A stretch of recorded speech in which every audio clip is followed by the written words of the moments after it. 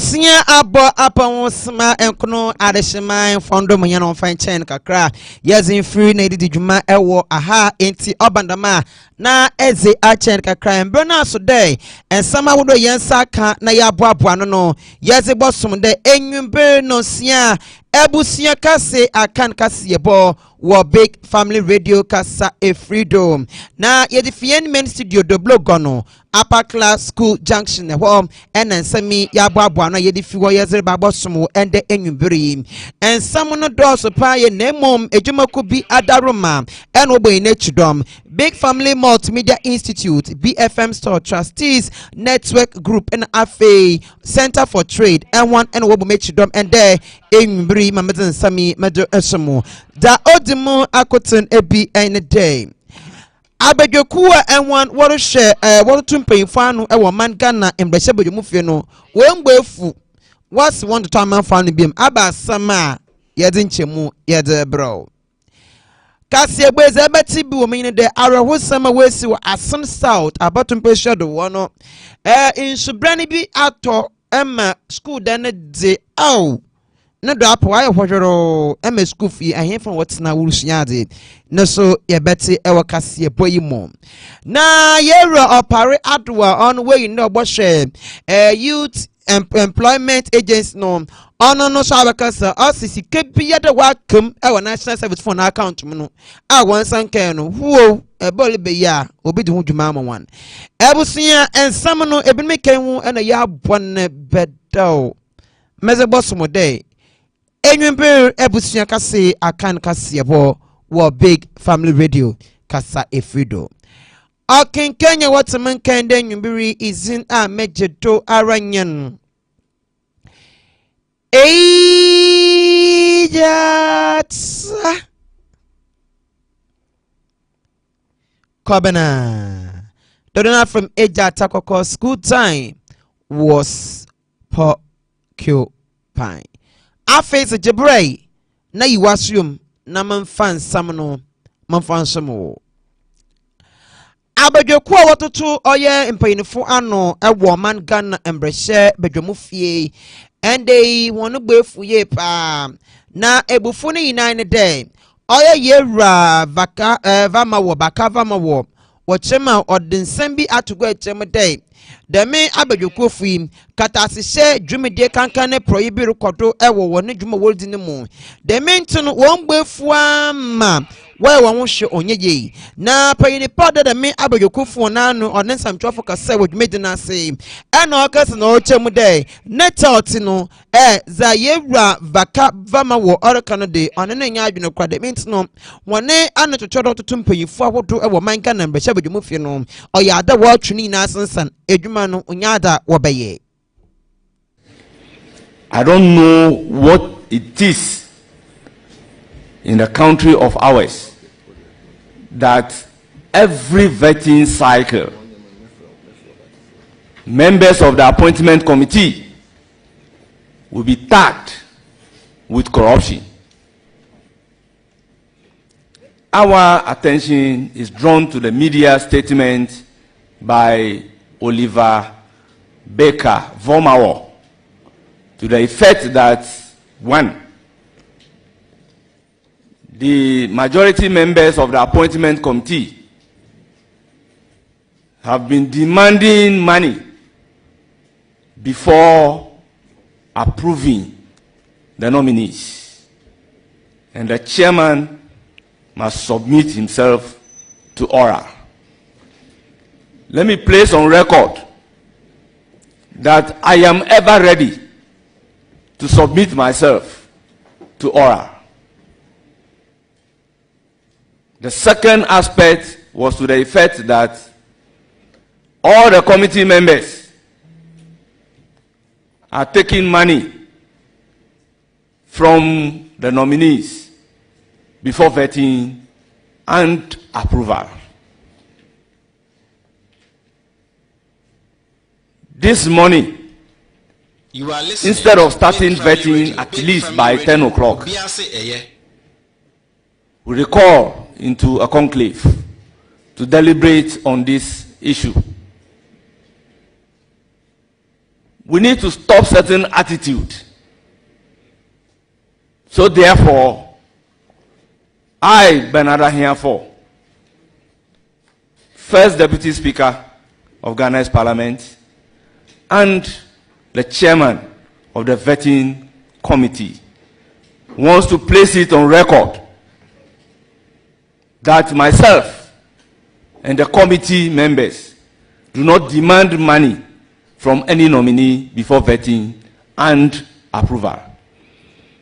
I will therefore direct the clerk of the committee to invite Oliver Baker Vomao to appear before the committee tomorrow at 10 before noon to provide evidence of Bernard Ahiafo, the chairman of the vetting committee, or any member of the vetting committee, to back his claim that we demand money from the nominees before vetting and approval. Abusia eti yera Bernard Ahiafo ono yo sitini abadwekuo wo man Ghana mbrehye mufia wototo aswa for manpahin mahama yi wanano no ono kase no chem dem asama yewra oye Oliver Bakava ma wo orkadem ehwon waji sikebi ansana waji de mpanyifu atom no nengina do mode kadama asam no ombra mbrehye mufia nyame yadem ochina anapa nundu ombra no fa adansi dibimba mechade ampa de misike ana de madi na medina do medekasa na onye de ma ehwo asotwe bia obia no wadi ebaman ma memfa wonwura nsam fofromum yeko ensam fofromum so dia oye yewra opare ato on na wa pound on hwe oye youth employment agency hudwuma na ondi ewo man Ghana ha na onensam twafo akasa na odu to go no ruchem dem se nyame yadom na bibia toto na akwama one obey national service won sika akam bepem na mabe won sanka won sika no obohwe wedi hudwuma amon na won sika no won saka sende nimpa bia wo wiasin bia no eye dwuma esakechia pam enti so bia baba ye dwuma na wabosomo man na sika do wotum woza madame nimpa no se wan fama na eye ontwa ye kura enti ne bolba no obohwe na won sika akam no wetum odisika no amawan. The American is that we share here chia service personnel. Now share the current economic conditions. Now will be serving the boss we a catcher, a kemu Muslim now still a woman. Now share which not clearly we are not being fair to our immigrants in Zimbabwe or more national service. So you understand we take it upon ourselves that the finance ministry and the controller they do. Security anymore.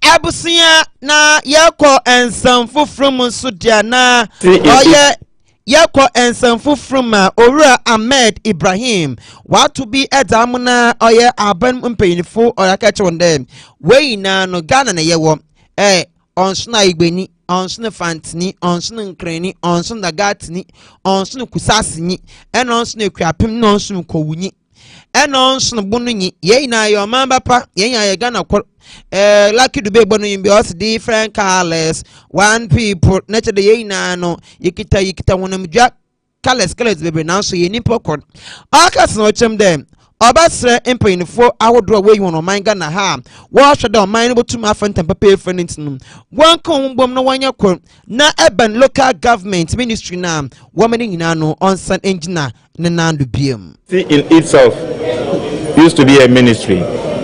Religious affairs used to be the erstwhile Ministry of Zongo Development Initiative. So you have the Christians and you have the Muslims and you have all other faith combined. Then you have chieftains, you have all the chiefs combined. Then you have sanitation combined. And then local government, all the MMDAs. So you can imagine it's a huge ministry. Therefore, we need a time where all the other sectors are going to do presentation with gestapos, with the handing over note and all other things. But today's own is just a familiarization one, announcing my presence in the ministry with my chief director, for him also to welcome me and start training me. But he's my first chief director as a minister. Thank God he's an allergy and I'm an elder. So religious affairs is properly placed. And traditionally, the chiefs too are properly placed. There were some fears that maybe we are going to, now that they are bringing the chieftaincy here, we are going to overshadow them. Then the Muslims were scared, the pastors, religious affairs were scared. So today it was my duty to give them hope that, look, the chief director is an allergy, the minister is an elder. So religious and chiefs, you have no problem. Then local governance, I've been a long-serving member of the committee. I know a lot about that. They have no cause to be afraid of. But you are asking of the head count. Yes, it is an area we. Abusia yatwa ensam no de ekopemu ewo Asen South wo infifini mantomu na ekopemu a oya nuanua oya fanti JHS blog no insubrani bi ehum bi etu ama prempem no kase wa say school dan no ema school no what na induase na worusua aze na asemi abayare huye ema penfo wo no what one no atumi bi awosre penfo de won bramba won mbwe Kweli ọ̀pọ̀lọpọ̀ ẹ̀yìn abẹ̀bí ntoma na ẹ̀bí a wọ́n mú abusua nso deɛ nsɛm nkwadaa nsua deɛ nti nnua bi a ɛwɔ ha yi na ama tikyafoɔ no de nkwadaa no abɛtena edua no ase sɛ contemporary nti deɛ akɔsi no deɛ nhwɛ damage a ɛwɔ ɛbɛ no ho a bɛtena aka no nkuro no sɛ awofo no ntumi nyɛ nti wɔn da sɛ ebi sɛ aban ɛbɛ mu. Na wo hwɛ bro a wo nu so a yisi fo enya ama o de asem kokora ke community directors na de akugya wo so nya ba wo de enipa wo adwuma no te ni be hia no ni bua na nsese ye bona mane se bi esi wa ani ni ya fo nsa mansan te se nkuro ni bi esi ha no so bi amma ama bua ye bua na nkoro yi ba twe nse atoto na se kra e da nfo pa cause so bi se wo de I wish your bricks bank and your bread or bricks. The bricks in the city, and now we should present idea. Crackers are very bended brew, a boss of Kurana. Is a yard of Bina, a baby, until you hear out a modern classrooms. Now they are school. Just say one. We must maybe 8 students and peace. This is a year or we are normal guy. Now, until the school done so. The original is say class 2 classroom. Now, and they are actually meeting. Say we class 1 for class 2 for every. I mean, our teachers class 1 when the teacher, class 2 is also a teacher. A dan is musa, but young is answer form 2 from so another winter. Nothing can pay a class 1 and 2 are being a bank 12. Okay, let you have board being a true. A honor class 1 madam, a better idea. A hands also a class 2 for them. Now I had bank 12 at class 1 and 2. The teacher knew a casa. No, we see casa. Mukano crab divided attention. And ten so you need twice we are going to be from Canoso and do a young to say a common boom. Into your dine dear. Say, no, mamma, ya, anyway. At the training, I do not the other hard because down we are and crying in different classes with media. Now the check up in the accosom. But the only option until now as a Yanasa. Nancy is so plain. Was a Yodan a swapper. Until yes, I be check a CBPA my pan. It is a buying and answer NDC telephone open and answer and the chairman and the MP. Honorable into for so boy. I said that way so we can have a customer very bad and I see that way. I got to get you. You see, I'm going to meet you at the acid. At the answer, a yabba, if you're going to nothing over here.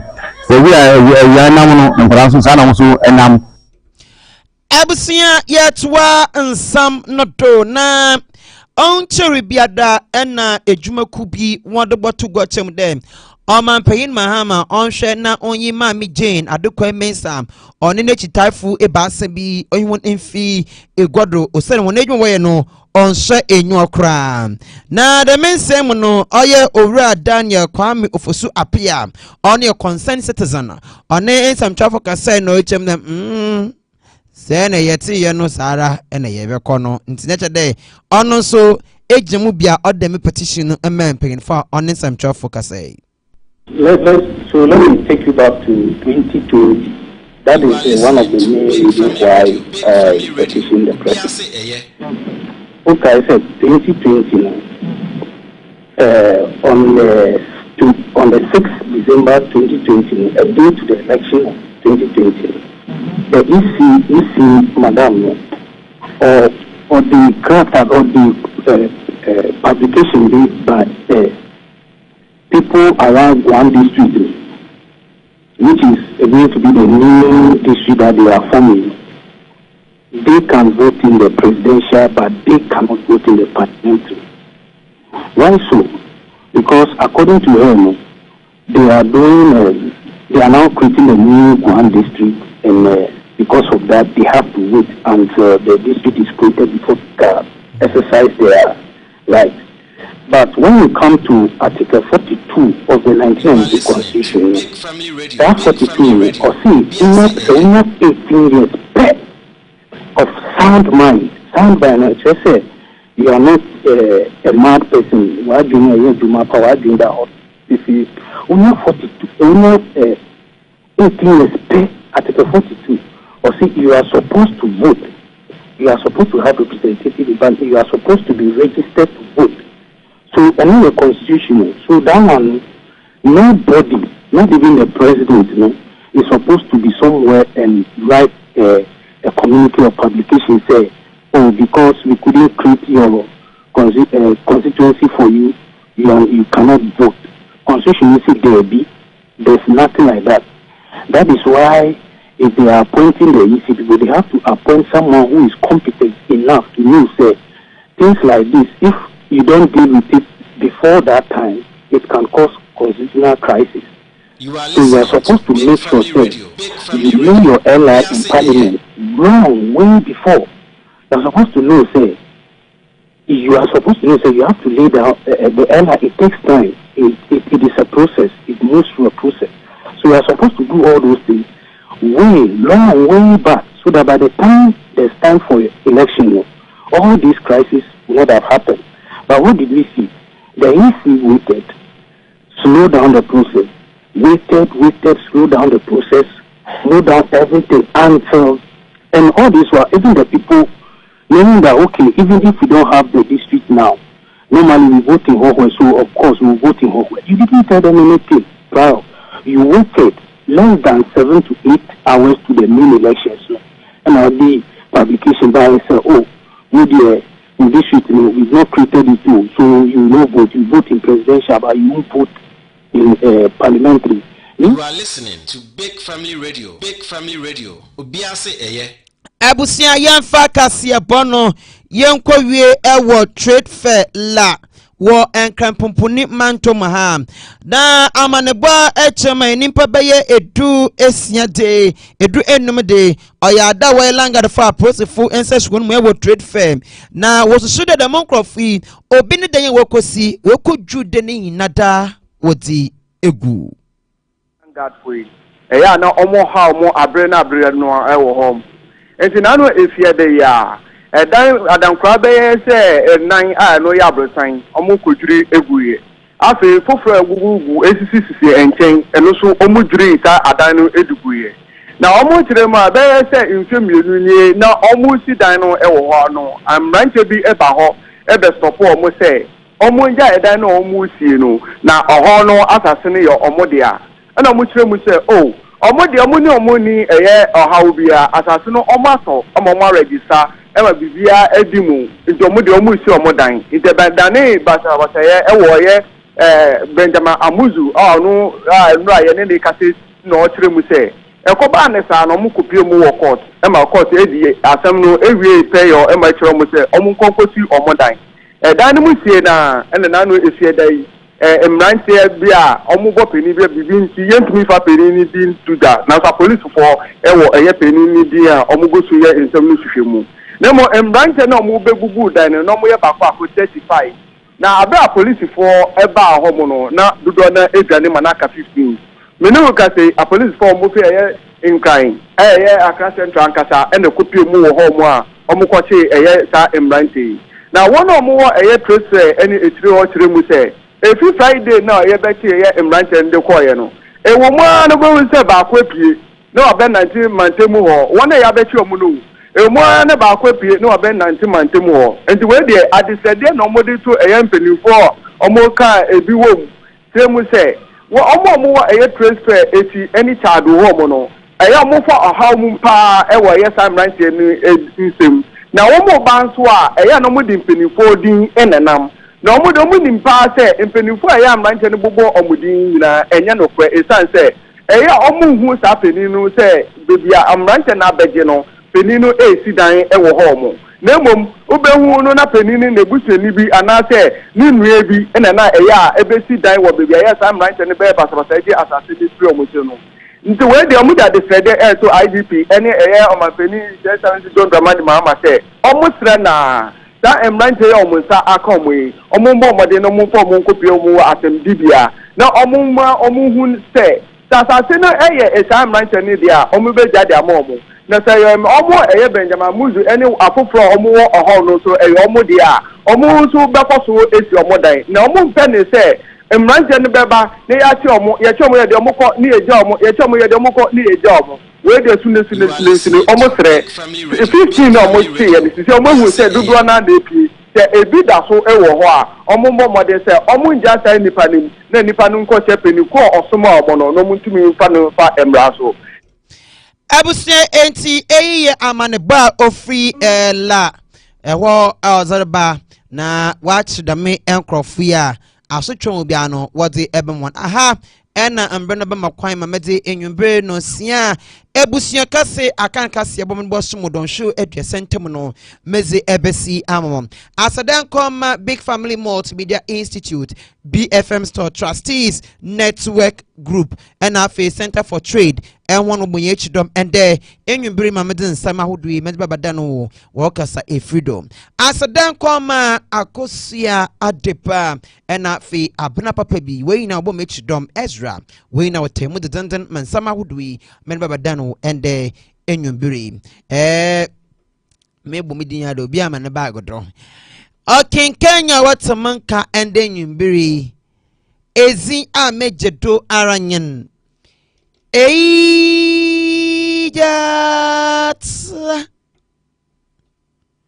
Kobana Dodona from ejata koko school time was porcupine memo wayina mo enite ya desi makwa ya me ya dum ochina anopa no sia ye behia ewo my Ghana dwumedi no nsiempemu ena ye behia makra one. You are listening to Big